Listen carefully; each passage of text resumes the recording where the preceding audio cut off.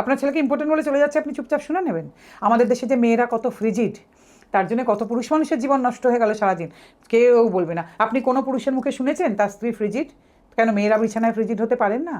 বলা যাবে না। আমাদের দেশের মেয়েরা তো দেবী বা ঈশ্বরী, এই কথা বলা যাবে নাকি? বহু মেয়ে হতেই পারে, এটা একটা রোগ। মেয়েটির হয়তো জীবনে ছোটোবেলা এমন ট্রমা ছিল, হয়তো কোনোভাবে অত্যাচারিত হয়েছেন মেয়েটি, হয়তো কত অসুখ হয়েছিল, চিকিৎসা করলে সেরে যেত। মেয়ের বাড়িতেও জানেই না মেয়ে সম্পর্কে, মেয়েটি নিজেই জানে না।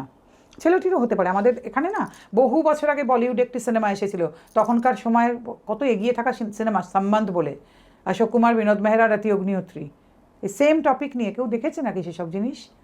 হতেই পারে একটা ছেলেরও অসুখ হয়ে থাকতে পারে, ট্রমা থাকতে পারে, কোনো প্রবলেম হয়ে থাকতে পারে, তার জন্য হতেই পারে। তারপরে আজকে ছেলেদের স্ট্রেস, আজকে এই আইটিতে চাকরি, সারাদিন কাজ করছে, সারাদিন ফাস্ট ফুড খাচ্ছে, কোল্ড ড্রিঙ্ক খাচ্ছে, খেয়ে খেয়ে জীবনগুলো শেষ হয়ে যাচ্ছে। তো খেলাধুলার মধ্যে কোনো ব্যাপার নেই, সারাদিন মোবাইলের মধ্যে মুখ গুজে বসে আছে, কোনো ক্রিয়েটিভিটি নেই, কোনো কিচ্ছু নেই, তাহলে কারো নষ্ট হয়ে যাচ্ছে তো জীবন।